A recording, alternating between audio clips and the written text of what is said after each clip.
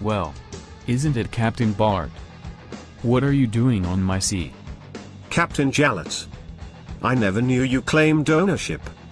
You are really a madman. Really? You say I am a madman? Yes. You are bloody mad. We will see about that. So I hear that you want to steal my Jamaican rum.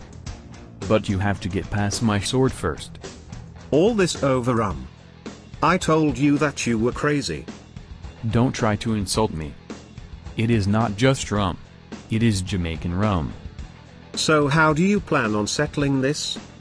Obviously, I am between you and your damn Jamaican rum. Well. Tell you what. Let us split the rum 50-50. No can do. 40-60. You are being unreasonable. 50-50. Nope. You don't care about the rum. So the best I will do is 45-55. Fine. I will have some Jamaican jerk chicken with mine. Jerk chicken? What is special about Jamaica jerk chicken? You don't know? It is done pirate style.